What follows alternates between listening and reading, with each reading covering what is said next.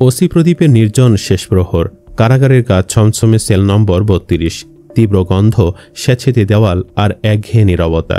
সেই সেলে মৃত্যুদণ্ডপ্রাপ্ত ২ বন্দী, প্রাক্তন ওসি প্রদীপ কুমার দাস এবং পরিদর্শক লিয়াকত আলী। একসময় ক্ষমতার শিখরে থাকা মানুষ দুজন এখন শুধুই গণনার অপেক্ষায়, শেষ দিনের গণনা। প্রদীপ সারাদিনে খুব কম কথা বলেন, চোখ বন্ধ করে শুয়ে থাকেন কিংবা ছাদের দিকে তাকিয়ে থাকেন দীর্ঘক্ষণ। নিয়মমাফিক খাবার আসলেও খাওয়া নিয়ে তার কোনো তাড়াহুড়া নেই। হাসপাতাল ঘর নয়, কিন্তু তার গা থেকে যেন নিঃসৃত হয় থমকে যাওয়া সময়ের গন্ধ। প্রত্যেক রাত তার কাছে সমান। ঘুম আসে না। দেয়ালের পাশে চুপচাপ বসে থাকেন। কানে যেন বারবার বাজে একটাই শব্দ, ফাঁসি, ফাঁসি, ফাঁসি। একটা সময় ছিল যখন ওসি প্রদীপের চাওয়া মানেই অন্যের জীবন মরণ।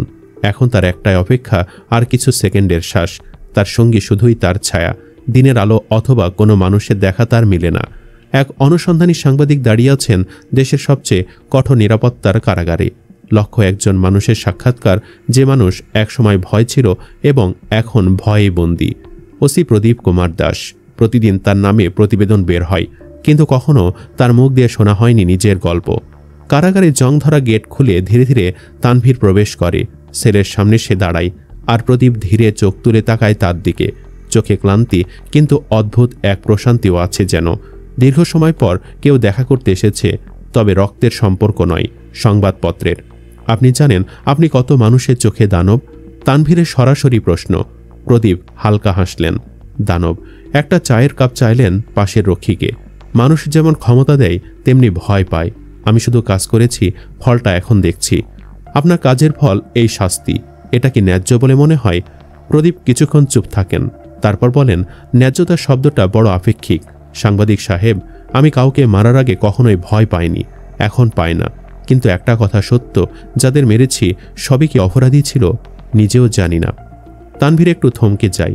এটা কি অনুশোচনা, নাকি কেবল সত্যের চিৎকার? আপনার পরিবার? প্রদীপ মাথা নাড়ে। নেই। যারা ছিল তারাও নেই। আমি মানুষ ছিলাম না ওদের কাছে, শুধু র্যাঙ্ক, বাহাদুরি আর খবরের শিরোনাম। এখন আমি মৃত্যুর আগে একজন নামহীন বন্দী। প্রিয় ভিউয়ার্স, ওসি প্রদীপ জীবনের উত্থান এবং পতন দেখে ফেলেছে। তার অন্যায় এবং সকল পাপ একসাথে ধরা পড়েছে, তাই আর নিস্তার নেই। এমন মির্জাফর বাঁচিয়ে রাখলে দেশ ও দেশের মানুষের জন্য ক্ষতিকর। তাই অনেক ভুক্তভোগী মানুষ তাকে প্রকাশ্যে ফাঁসি চায়, যেন এ বিচার দেখে বাকিরাও ঠিক হয়ে যায়। আপনিও কি প্রকাশ্যে ফাঁসি চান? জানিয়ে দিন আপনার মূল্যবান মতামত। ভিডিওটি ভালো লাগলে একটি লাইক, সেই সাথে আমাদের চ্যানেলে নতুন হয়ে থাকলে সাবস্ক্রাইব করে আমাদের সাথেই থাকুন। ধন্যবাদ এতক্ষণ সাথে থাকার জন্য।